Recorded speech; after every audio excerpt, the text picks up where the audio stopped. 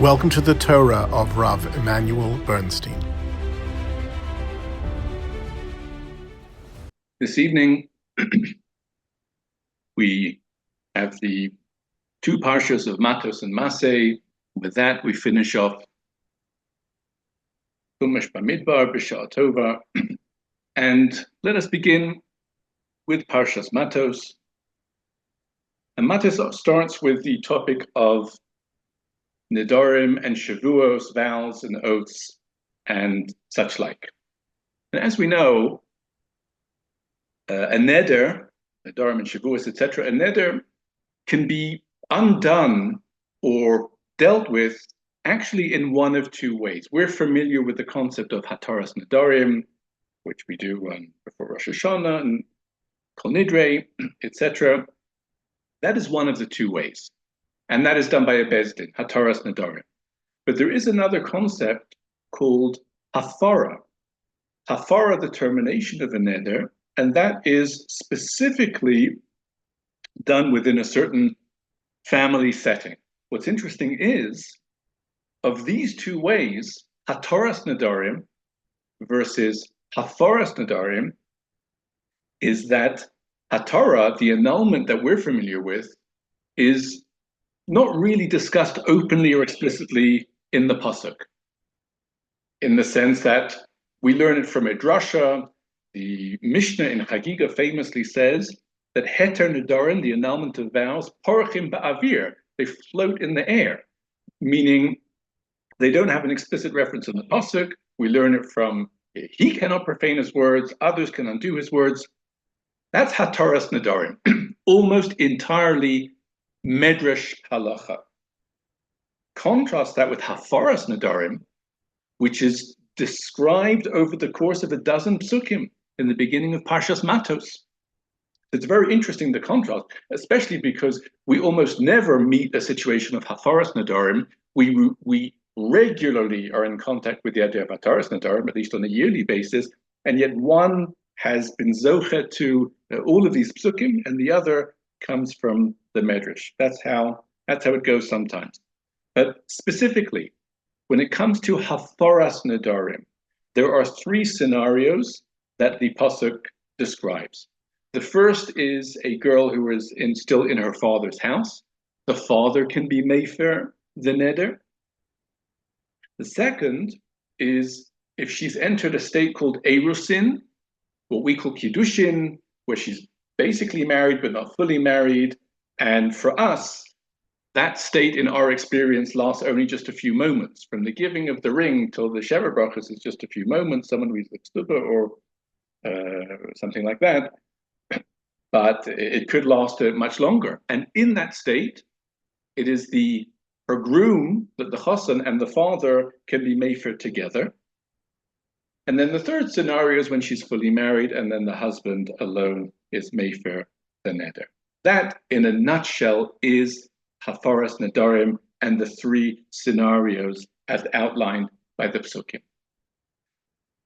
I would like for us to pay particular attention to a phrase that features in pasuk vav. So let's open the parshas, perek lamed, pasuk vav. So we're in the first scenario. A girl has made a neder. Of course, she needs to be bas mitzvah, otherwise her neder might not have the status of a neder. Anyway, we're not going to get into those details. V'imheini aviha osa, pasuk vav. If the father will prevent the neder from continuing, b'yom shom'o, on the day that he hears about it, kol nedareha ve'asareha asher asra al nafsha lo yakum. Whatever she has forbidden for herself, it doesn't stand because the father has terminated the neder. V'Hashem yislach la, and Hashem will forgive her. Ki heini aviha osa, because the father has terminated the neder. The words that we would like to focus on for the next few moments are the three words V'Hashem yislach la. Hashem will forgive her. Hashem will forgive her for doing what? After all, the simple understanding of the pasuk is that the father has terminated the neder, in which case there's no prohibition. So why is Hashem forgiving her? Why does he need to forgive her? Why does she Why does she need slicha? And this is the basis for Rashi's comment. I think it's a well-known piece of Rashi. B'makos of medaber. Well, what type of situation are we dealing with? We say Hashem will forgive her. It's permitted. No. Be'isha shenadra benazir. We're dealing with a situation where a woman took a vow of Nazirus, for example. B'shama ba'ala v'heferla. The husband heard and performed hafara. Interestingly, we're still in the first segment dealing with the father's house. Rashi already gives an example from the husband. The essence is the same. So the husband terminated the neder. V'hilo yada. She didn't know. She didn't know that he'd actually undone her vow or terminated her vow. The overis nidra. And then she decided, as much as I accepted a vow of Nazirus upon myself, but I'm going to go and violate it anyway. V'shosa yain, she drinks wine, which a Nazir can't do. Umetame lemesim, she becomes tame lemes, which a Nazir can't do. Zuhi shetzricha slicha. She needs forgiveness, and anyone in her situation would likewise need forgiveness. The afa pishu mufar, even though the neder actually does not exist anymore because the father or the husband has been made for it. She still needs forgiveness, and Rashi concludes if someone that the neder actually doesn't exist in reality, but only thinks that they're violating the neder, needs forgiveness. How much more so if the neder has not been terminated, where she's actually violating the neder. In brief, Rashi has taken these three words, Vashem yislach la. And of course, the question is, Hashem is forgiving her for what? What has she done that she needs forgiveness? The answer is, perhaps the neder has been terminated, but she doesn't know it. So in her mind, she's doing something that's forbidden. For that, one still needs slicha. Rashi's source is in the Sifrei, and the Gemara also has a very similar discussion of these words, Vashem Yislach La. It's in the Gemara at the end of Kiddushin, Daf Pei Aleph, and also in Maseches Nozir, Daf Kaf Gimel. Interestingly, Rashi, not surprisingly, makes the comment in Pasuk Vav, which is the first of the three scenarios. These three words appear in all three scenarios. The daughter with the father, Vashem Yislach La. The Arison case with the two of them, Vashem Yislach La. The woman who's married, Vashem Yislach La. Rashi comments, as we would expect, the first time round. The Sifrei comments on the second iteration, which is in Pasuk Tes, and the Gemara comments on the third, which is Pasuk Yud Gimel. Either way, what's interesting about the way the Gemara expresses it is that it brings this idea of Hashem Yislach La, and the Gemara says that when Rabbi Akiva, when he used to reach this pasuk and would read these words, Vashem Yislach La, he would always start to cry.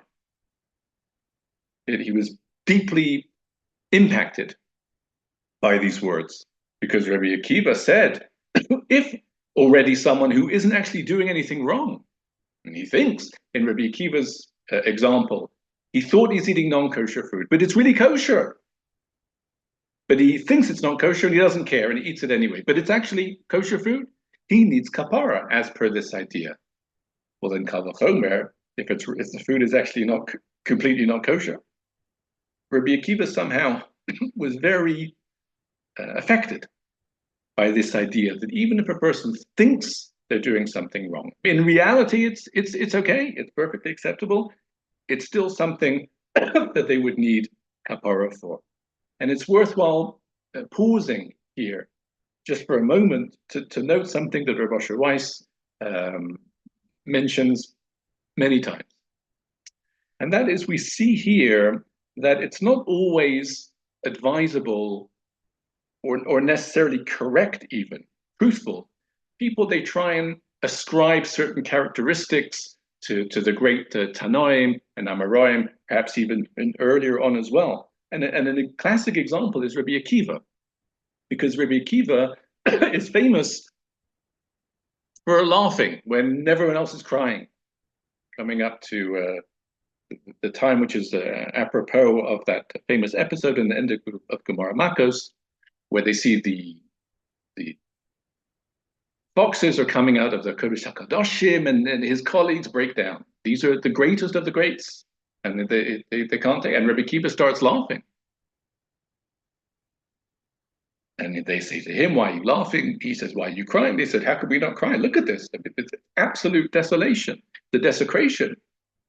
And Rabbi Akiva says, "That's why I'm laughing, because now I see already the chain of events that will ultimately lead to the final Geula, and I'm laughing in anticipation of the final Geula." And there are other cases also in the Gemara, we won't go into them, where everyone else is distressed and Rabbi Akiva is laughing.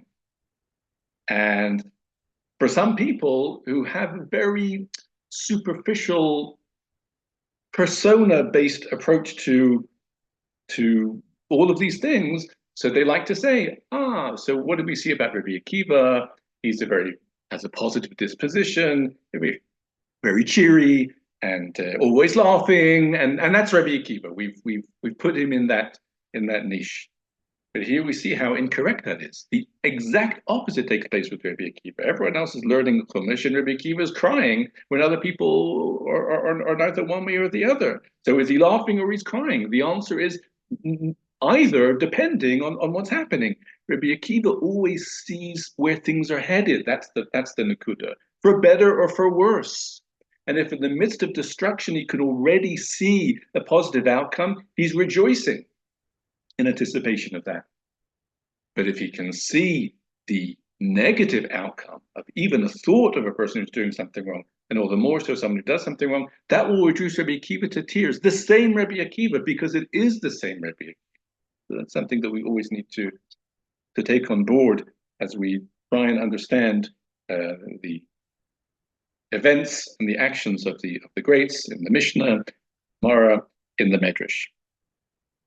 Either way, what is the takeaway here? What's the moral of the story? Apparently, what we learn from here is that even if a person doesn't do anything wrong, but they just think they're doing something wrong, that already is something that requires slicha. V'Hashem yislach la. And again, the pasuk mentions it each and every time. In each of these three scenarios, again, those three words, V'Hashem yislach la. Many Mefarshim raise a question. What are we saying? That a person is punished for a negative thought, for an evil thought? Is that the case? The Gemara explicitly, earlier in Kiddushin and Daf Lametes and Daf Mem, states that when it comes to the Jewish people, HaKadosh Baruch Hu does not punish people for a negative thought. A negative thought is not a good thing, but it's not an Aveira. Machshava Ra'ah ein HaKadosh Baruch Hu metzarfa l'maisa, says the Gemara. So we see that Hashem does not reckon a negative thought as something that is a sinful entity in itself, but needs kapara. And here we see that it is just a thought. But the Netziv, in his commentary, Emek HaNetziv to the Sifrei, explains that these two cases are not the same. When the Gemara says in Kiddushin, Daf Lametes, that Hashem does not rate a negative thought, a sinful thought, as a sin, that's if nothing ever comes of it. The person intends to do the wrong thing, but they never do in the end. So for their intention, are they held culpable for that?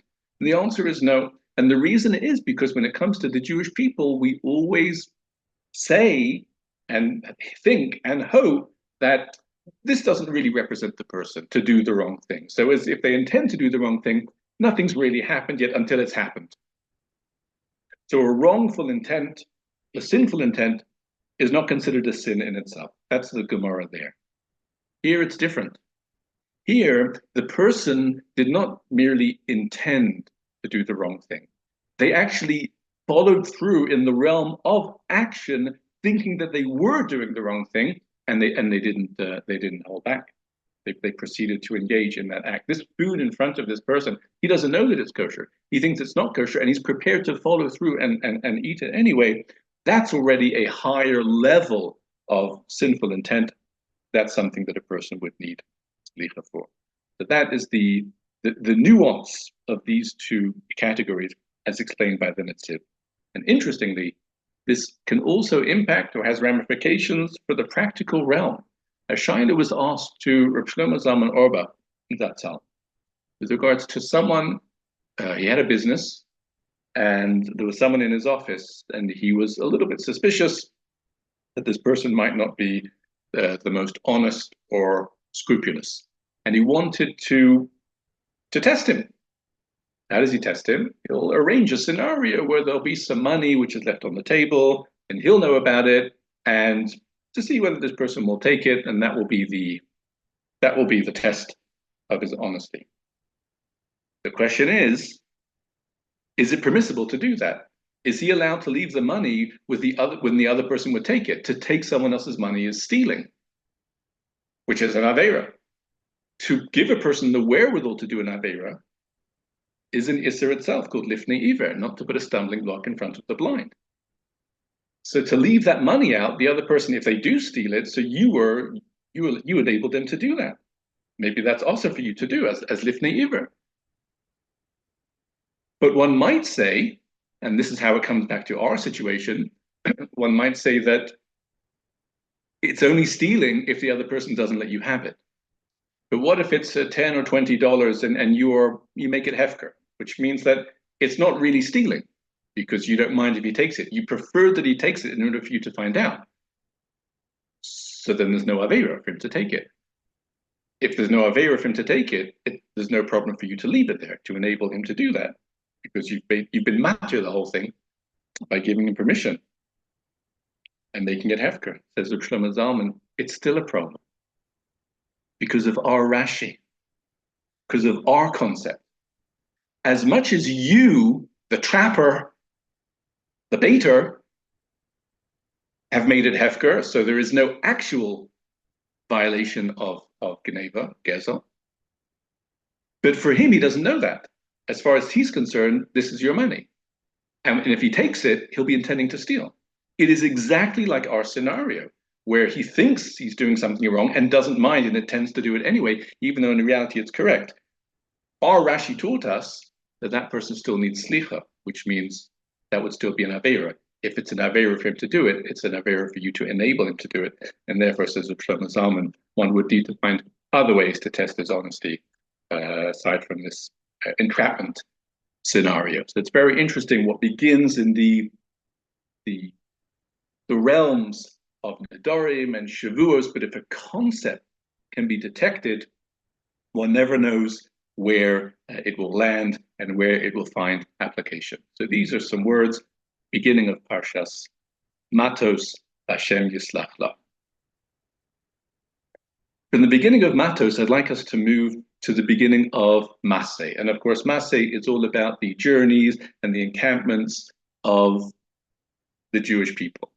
And we know there's 42 in total, Vayisru from here, Vayachanu here, and it keeps going. And that's basically Rishon of, or beyond, of Parshas Massei. I'd like us to focus on some of the psukim within. This is all Perek Lamed Gimel of Bamidbar. And I want to take a look at Pasuk Lamed Vav. The Jewish people are in a place called Etzion Gover, which is middle of the wilderness. And, pardon me, Pasuk Lamed Zayin, Perek Lamed Gimel, Pasuk Lamed Zayin. Vayisu Kadesh.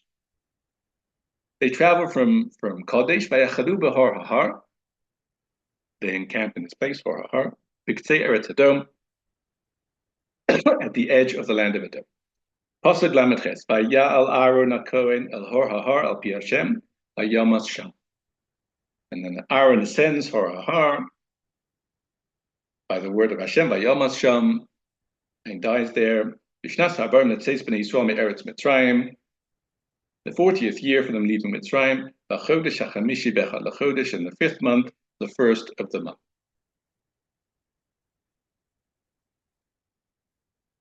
So there are some very important questions that need to be raised about these two psukim. We'll start with the second. It's fascinating to note that this is the only time in the entire Chumash that we are told of the date of the passing of someone. It's Aaron, here, in Parshas Massei. The 5th month, first of the month. That's very interesting. We're not told it not about Avram, Yitzchak, and Yaakov, Sarah, Rivka, Rachel, Leah, not about Moshe Rabbeinu. There are certain Masoras we have, 7th of Adar, etc. But black on white in the Pasuk is only Aaron. Alo Davahu.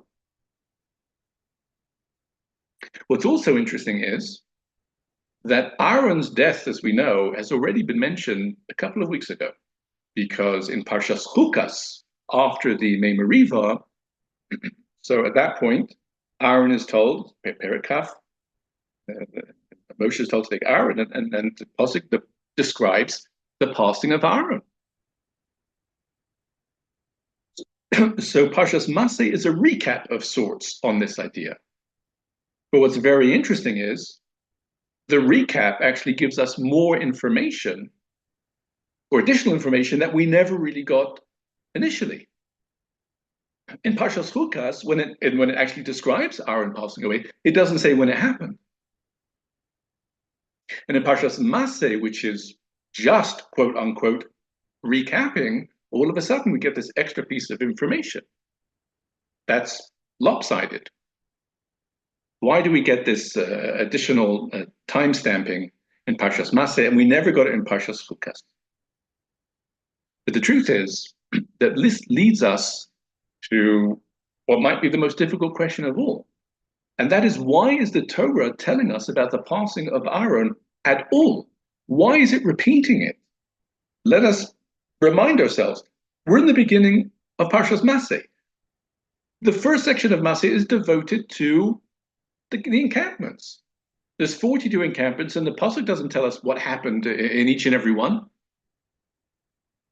But when we get to this one, we stop.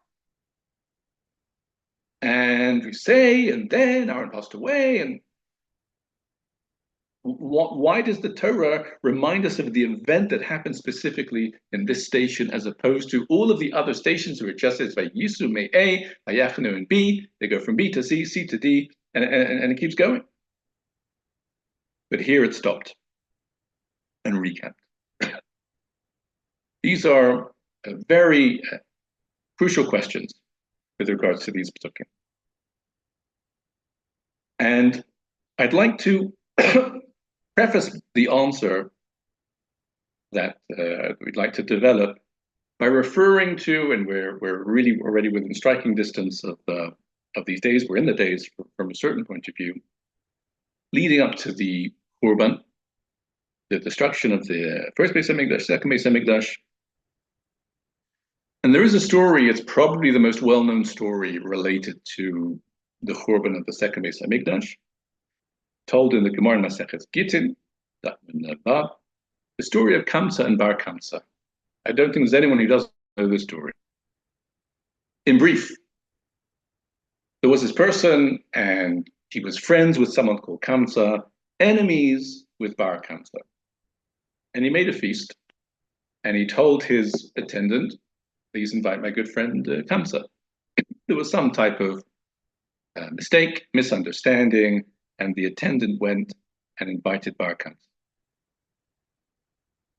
Bar Kamsa arrives at the feast. He's sitting there, and the host is very surprised and shocked to see him and demands that he leaves. So Bar Kamsa is already there, and he asked at least to let me stay. No. He offered to pay for his food. Still no. So then Bar Kamsa, as the way the Gemara describes it, he offered to pay for half of the entire cost of the feast, just that he shouldn't be humiliated in front of everyone and ejected from this feast. And the host refused. In his final bid, Bar Kamsa offered to pay the cost of the entire feast. And the host refused. And he was summarily ejected from the feast in front of everyone, and he was absolutely crushed by this. And one thing led to another, and he decided that his revenge would be that he would go and tell the Roman authorities that the Jews were rebelling against them, and this precipitated the destruction of the second Beis Hamikdash. The Gemara does not mean to say that this episode alone. As if to say, were it not for this story of Kamsa Bar Kamsa, Beis Hamikdash would have been fine. It was either typical or representative of the type of thing that was going on at that time, or maybe this was the tipping point. This was the last straw, but it was certainly a significant thing and a source of shame. That's the story of Kamsa Bar Kamsa. There's the other details which we haven't gone into. It's a well-known story. I think it's fair to say, though I say advisedly, I think it's correct. This story, it's not just a well-known story. I think it's a well-liked story. It's easy to like the story of Kamsa and Bar Kamsa, for the simple reason that it's a safe story. It's tragic, but it's safe. Why is it safe? Because there's nothing that we have in common with anything that happened in that story. After all, the Gemara is apparently saying people acted like this, and therefore that led to the second Beis Hamikdash. And the moral of the story is, so then you shouldn't act like that. But would we ever?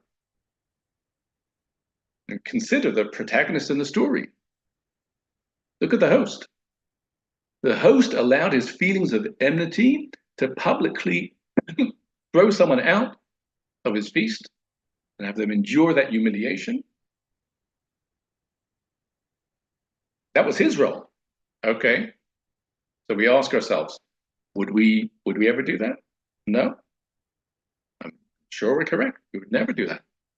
And what's more, as the Balei Musar point out, Bar Kamsa had offered by the end to pay for the entire feast.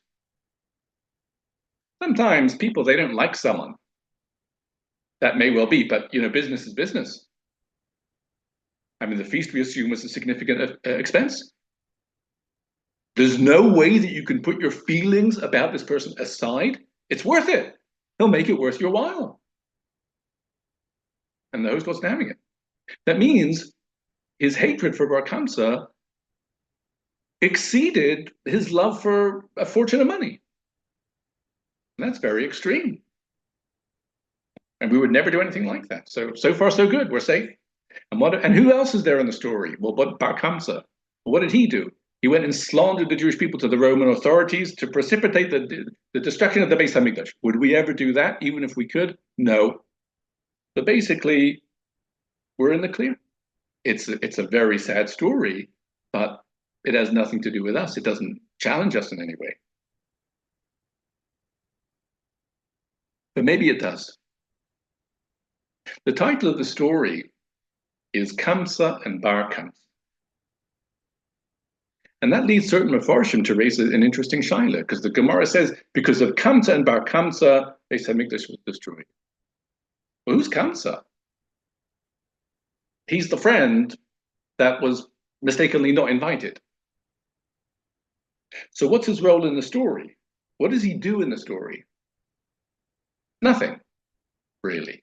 That's the whole point. He was actually omitted from this whole event.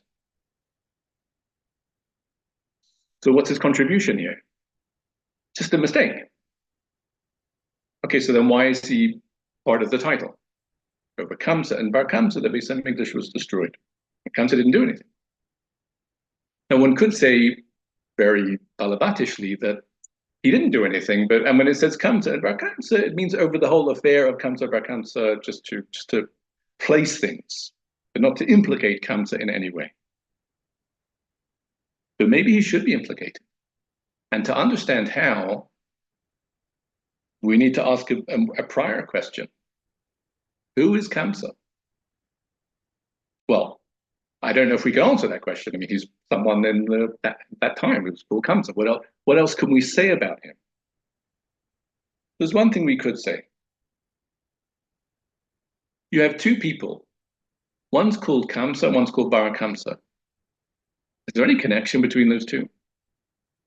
The Maharsha is of the understanding, and others as well, that the name Bar Kamsa literally means the son of Kamsa. The word Bar in Aramaic, as we know, is son, like Rabbi Shimon Bar Yochai. So is there any connection between Kamsa and Bar Kamsa? Yeah. Kamsa was the father of Bar Kamsa. So that puts us in an interesting situation. Kamsa's kind of in the middle here. Why? Because of the two prime protagonists in the story, the host and Bar Kamsa, one of them is his good friend, and his son is the host's enemy. And Kamsa's in the middle. The host likes you, he hates your son. So what are you going to do? And the answer apparently is nothing. That was just the situation. The host is your friend. We assume you like your son. You don't want to do something? Is there any way that you could maybe make a bridge, mend things between them, make the peace between them? You're in a strategic position. They both have a good relationship with you. They just hate each other. Anything that you want to try and do about that? Apparently no. And that's Kamsa's role. Which means that Kamsa really represents ambivalence, antipathy. My good friend hates my son, and that's life. Does it affect me? Not really. Do I feel that I should do something about it? Not really. And that's how the situation remains. But there's bad feeling. Does that bother you? No. That's why Kamsa is part of the story. The Beis Hamikdash is destroyed because of Kamsa Bar Kamsa. Our question is, why is Kamsa in the title? He didn't do anything. The answer is, yeah, that's his role. That's his negative role in this story. He didn't do anything. He could have done something. Maybe he should. Because people who represent Kamsa, whereas if there's bad things going on, but it doesn't affect them, then they don't care, that produces a climate. It produces an atmosphere of antipathy. An atmosphere of antipathy can breed relationships of enmity. If you have enough Kamsas walking around, you allow for the emergence of a Bar Kamsa. So all of the people that are like Kamsa, that they would never do anything wrong, but they're not interested in doing anything right or making things right. They're part of the problem, and they're part of the story. Which means when we come back to the question of Kamsa and Bar Kamsa, and then we ask ourselves again, what's the message for me? Is there any way that I would ever do anything like anyone in this story? The answer is the host, for sure not. Bar Kamsa, for sure not. But am I like Kamsa? Am I positively and actively trying to promote positive relationships? Or as long as I'm okay with everyone, then I don't care. That's an enduring question. There's room to say that for many people, the story reaches out to them and asking them if they have anything to do with Kamsa. So it's a relevant story for everyone. The months of the year, as we know in the Torah, are listed from Nisan. Nisan is the Chodesh HaRishon. As such, when we come back to Pasuk Lamed Ches, and we're given the date of the passing of Aaron, which took place in the 5th month from Nisan is Av. And moreover, the Pasuk tells us which day. L'chodesh hachamishi be'echad l'chodesh. Aaron passed away on the first day of Av, on Rosh Chodesh Av. And what does that mean? Chodesh Av is a month of Churban until further notice, but it has that propensity. Korban, my father Zatzal used to say, Korban is not an event. Destruction is not an event. Tragedy is not an event. It's a process. It doesn't just come out of the blue. It happens. Things happen that can make it happen. It evolves. Which means Tisha B'Av, which is that dark day on the 9th of Av, it doesn't come out of the blue.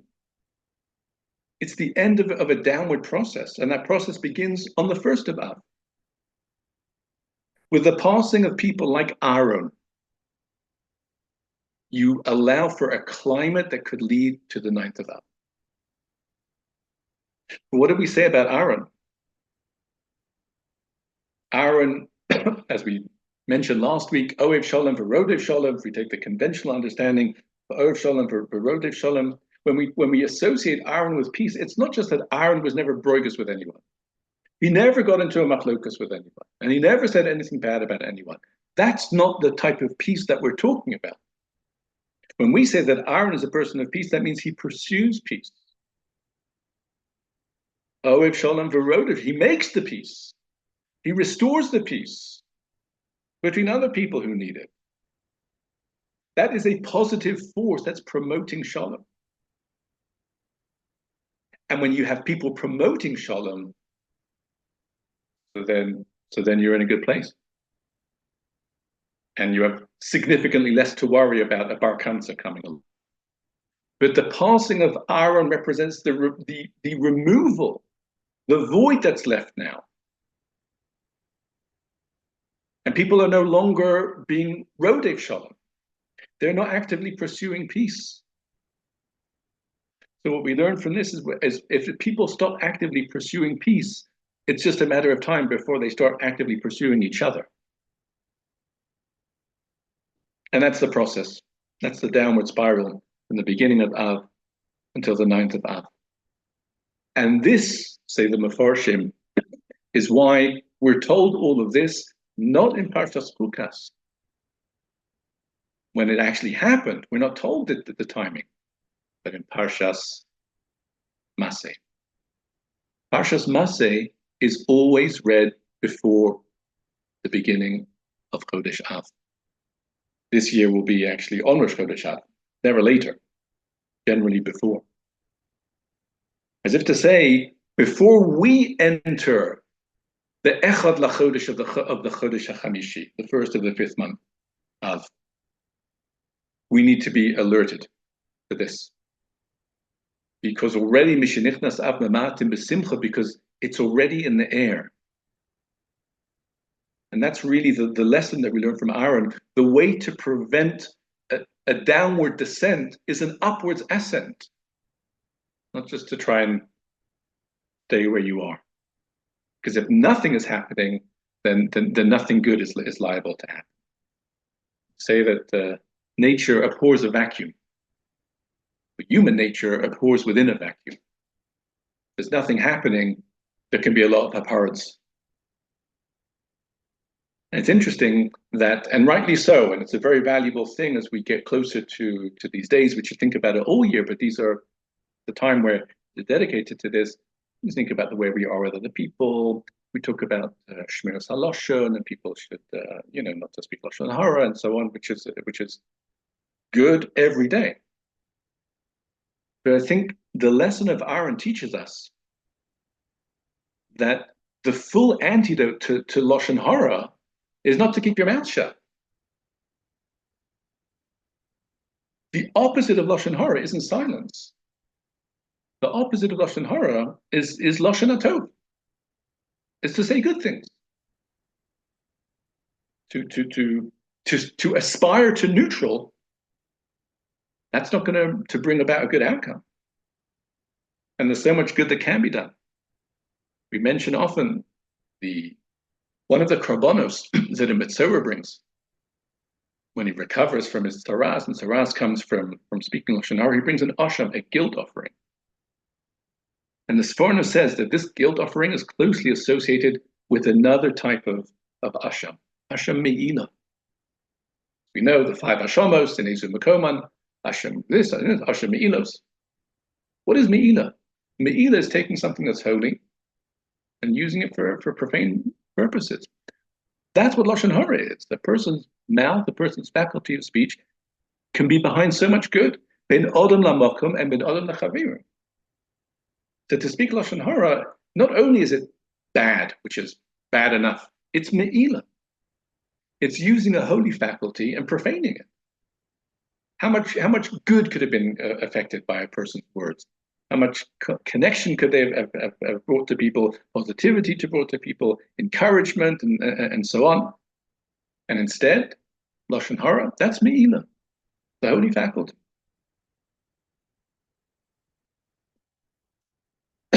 And I think this is, it's so amazing because tucked into these psukim in the end of Bamidbar, Massei, and we're not expecting anything other than they traveled from here, they camped from here, but the Torah breaks. We're just about to enter this time. Rosh Chodesh Av. Remember Aaron. And remember what can come of it if one doesn't take notice of the absence of Aaron. And if Aaron is absent, so we need to fill the void. That's why we read about it every year before Chodesh. And the truth is, when we say that Aaron passed away on the 1st of Av, he didn't just leave a void. He also left a legacy. In other words, it's a void if you don't fill it, but there's plenty to be inspired by, to wish to take up from what Aaron represented. I mean, Aaron's lifetime's achievements are there to be emulated. And in this regard, I came across a fascinating idea in a sefer called Ori V'Yishi, written by one of the great Talmudic Chachamim of Yerushalayim, Rabbi Yungras. We go back to the pasuk, we see that there's something that's emphasized here. Let's go back to pasuk Lamed Zayin. Vayisumi Kadesh, Chanu. Where did they encamp? Behor Hahar. Hor Hahar is an interesting expression. It translates as the mountain of the mountain. What does that mean? Rashi says it was a mountain on top of a mountain. Okay. That's where we were.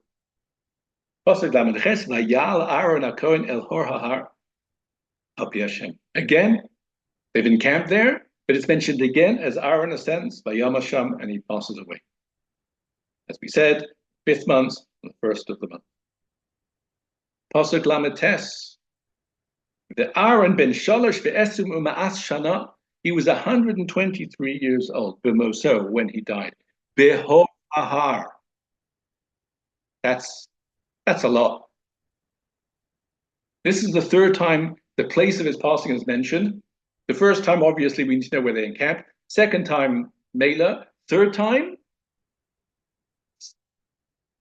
something is being emphasized here. What is it?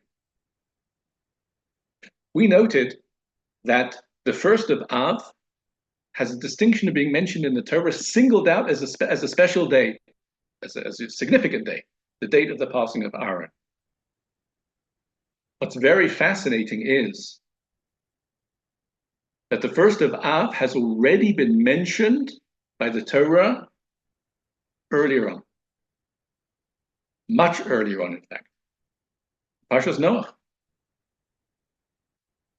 In Pasuk Ches, Perek Ches, that is to say, Perek Ches of Chumash Bereishis, so the flood has been raging and 150 days and so on, rising. And then in Perek Ches, things start to abate slowly. And of course, a gradual process, and the water is slowly receding. Pasuk Hey, a Perek Ches. The water was steadily receding until the Chodesh HaAsiri, the 10th month. On the 10th month, in the 1st of the month, Niru Roshei Ha'arim, you could already see the tops of the mountains. When is the 10th month? Rashi explains. He makes the cheshbon again. It's quite intricate, but the upshot, says Rashi, that the 10th month here is from the beginning of the Mabul. The Mabul started in Mar Cheshvan. The Mabul starts in Mechesha, and when is the 10th month? The month of Av. Ze Av, Shu Asiri leMechesha. Rashi sources in Chazal.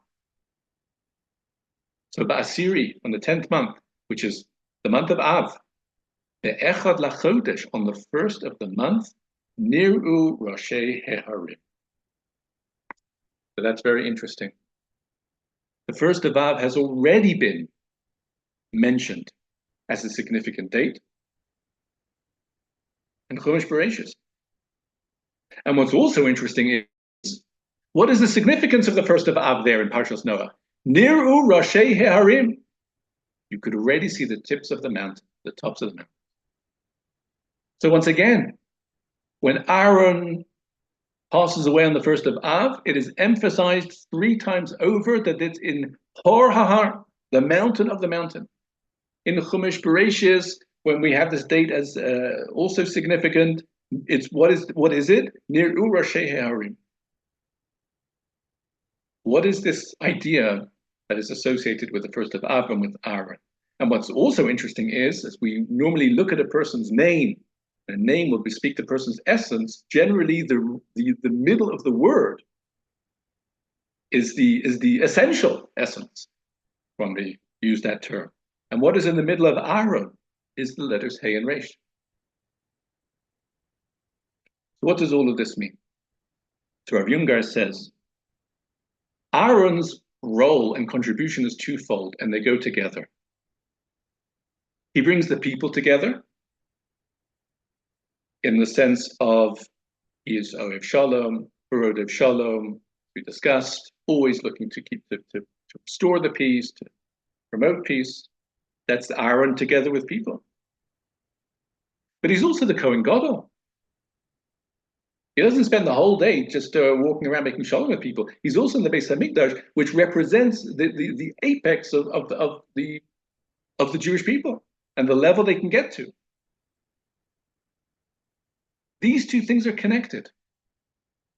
The extent to which the Jewish people are connected to each other is the extent to which they can then ascend and be connected to Hashem. That is called elevation through unification. As we've mentioned a number of times, Rabbi Zakhavar says, Hashem is like, so to speak, like the soul of the Jewish people. And the Jewish people are the body. If the body is all in pieces, where will the soul be? The body is one, and the soul is connected.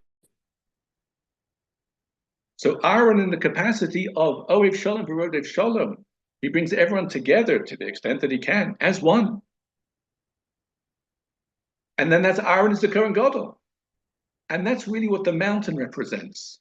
Because the mountain is elevation for unification. You have all of that mass. Because it's together, it allows it to ascend. And the same thing we find with regards to the Ananei HaKavod that we know are in the merit of Aaron. Moshe is the man, Miriam is the air. Aaron is Ananei HaKavod. There's 2 things we can say about the clouds of glory. Firstly, why are they called the clouds of glory? I mean, if they're clouds, why are they glorious? I mean, clouds are clouds. The concept of kavod in the Lashon of Tanakh is what we call Shekhinah. Whenever we say that Hashem's kavod is there, it means the Shekhinah is there. Ananei HaKavod means this is a symbol that the divine presence is resting among the Jewish people. That's the kavod. That's the glory. But where did you see it? You see it in the thing that surrounds the entire Jewish people as one. Once again, the very same clouds that surround are clouds that allow for that connection between them and the Shekhinah. That is the concept of a har. That's why Aaron is buried on Hor HaHar, the mountain on top of the mountain, because he is the quintessential personality that represents how when you bring people together, you can then allow for that entire entity to be elevated towards Hashem. That's the synergy of connections with each other and connections with HaKadosh Baruch Hu. And that's why from the very beginning, the Mabul started with a social breakdown, a societal breakdown, Hamas, etc. And everything was submerged in water, and there's no distinction. But on the 1st of Av, the Asiri Be'echad L'Chodesh, could see the top of the mountain, see it. It's coming back. It's possible again. The world can restart, and that's what it can aspire to. And that's why the center of Aaron himself is Har. Truly wonderful idea from Rav Uri Jungreis. And therefore, we say on the one hand that the death of Aaron, it's a void, and if it's not filled, it can lead to a downward spiral. People are not being Rodev Shalom. There's kamsas start to happen, a bar kamsa can happen. But on the other hand, there's something there that Aaron represented, which can be taken up. And we see the results. And that's why the Beis HaMikdash itself has to be on a mountain. The Har Hashem Yira'eh, because the Jewish people come together, that's how they elevate. That's the ideal. It's an ideal that is still, we would say, a work in progress. Because Sinas Chinam is there, and the lesson of Aaron was unheeded significantly, which led to the destruction of the Beis HaMikdash. One of the key tragic events that surrounded the times of the destruction of the Beis HaMikdash is the Asara Harugei Malchus, the 10 martyrs. We read about it on Tisha B'Av, Arzi Halvonon, also on Yom Kippur in Chazar Sashatz Musaf, Eila Ezkara. Where did the Asara Harugei Malchus come from? Well, the Piyut itself, actually more Bereishis in Yom Kippur, but the Medrash states it in the Medrash Mishlei, in Perek Aleph, states directly. This was retribution for the yet unresolved issue of the sale of Yosef. That's what the Piyut says. He put certain shoes, and what happens if a person kidnaps and sells? He's chayav misa. Well, then you're chayav misa. And they understood. They did the Rabbi Shmuel, the Shelas Shalom, that they need to accept this because the retribution had not yet been visited for that primal sin, which is called the sale of Yosef. And why did this happen then? This is a long time after the sale of Yosef. Why does it surface just now?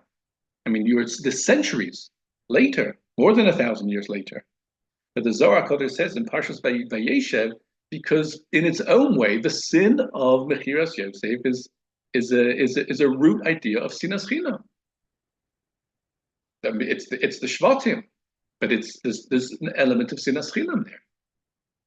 So it will be reawakened at a time when Sinas Chinam exists in a chronic and pathological degrees, which was the time of the Churban of the second Beis HaMikdash. And therefore, the indictment of that original sin of the sale of Yosef, it came back, it flared up again at that time of the Asara Harugei Malchus. And that's why it happened there. And with this in mind, we come back to a Gemara that we mentioned earlier. A woman took a neder. The father terminated it, but she didn't realize that, and she thought she's violating the neder. She still needs slicha. Hashem yislach la. And the Gemara says when Rabbi Akiva used to come to this pasuk, he would break down. You see, even a person, what they're doing isn't wrong, but they think it's wrong and they intend to do something wrong. They still need slicha. How much more so if it really is wrong? But even this person needs slicha. Why is Rabbi Akiva crying here? There is a parish called Nezer HaKodesh on Maseches Nazir. And he says that we come back to the issue of Asara Harugei Malchus. What's that for? Because the sin of the sale of Yosef is still there. Retribution still needs to be visited. Punishment still needs to be meted out. Except just one moment. Why is that considered a sin? They intended to sell Yosef into slavery, but in the end, he's on top of the world. They thought that they would end him. They thought that they would lead him to a life of nothing. But look, he's the second in command of Egypt. As Yosef himself comforts the brothers, you intended it badly, Hashem worked it out for the good. There's room to say, so in the end, they didn't do anything wrong. They sold him to become the second in command of Egypt, ultimately. Is it still a sin? Yes. Why? Because that wasn't their intent. Their intention was to sell him to slavery, that he remain a slave. And they followed through on that. The outcome was unexpectedly positive in a way they could never have fathomed. That may well be. That doesn't take away from what they intended to do. Well, does their intention make a difference? Yes. That's what we learn from these words. Vashem yislach la. In reality, it might not be wrong. If the person thinks it's wrong and does it anyway, that person needs kapara. We learn it from Hashem yislach la. And that, says the Nezer HaKodesh, is why Rabbi Akiva, he would cry when he read these words, Hashem yislach la. Because what it means is that there are certain sins that have not yet been dealt with. And Rabbi Akiva already, as he sees sinas chinam flaring up, and he has a foreboding. Rabbi Akiva is one of the Asara Harugei Malchus. But why is he being punished? Why is that sin still here? Because of this pasuk, Hashem yislach la. Rabbi Akiva says, trouble is coming. So says the Nezer HaKodesh. And the truth is, the sale of Yosef hasn't ended. That Mishnah, that Medrash in Mishlei, which says the 10 martyrs, the Asara Malchus, was because of the sale of Yosef. Rabbi Shua ben Levi then comments, and the sin is still here. The sin is still here. And who knows what he means to say by that when he says that sin is still here, that there could be further repercussions. There are some versions of the Medrash there, the Buber edition of the Medrash Mishlei, that says that there are Harugei Malchus in every generation as a result of this. The sin keeps going, so the retribution keeps coming. For until we've cured the issue of sinas chinam, the root sin of the sale of Yosef, still there. That's what the Meshech Chochmah says. We often mention in Kippur, we say that Hashem is solchan li Yisrael u'machan l'shivtei Yeshurun. This is the only time in the year when we refer to him in that dual capacity. Forgives Yisrael, pardons shivtei Yeshurun, the tribes of Yeshurun. And the Meshech Chochmah says solchan li Yisrael is about the egel, which flares up. It's like the archetypical parent sin, which flares up whenever there's been Adam Lamakam issue, and the sale of Yosef, which was done by Shivtei Yeshurun. We're looking for full closure for that. Every Yom Kippur, we hope this is the year where there's full mechila for Shivtei Yeshurun and everything that's been perpetuated by our own acts. And that's really the message from Mechiras Yosef. Mechiras Yosef, the sale of Yosef is still going. When does it end? When we end it. And we take the message from Aaron, we owe Shalom for Rodev Shalom, to connect with each other, to gather ourselves together, through that to ascend higher towards Hashem. Through that we should be Zocha, as we take the message from Aaron's mountain to once again be able to be with HaKadosh Baruch Hu, his mountain, our Kodesh, Yerushalayim, and Mehera B'Yamin.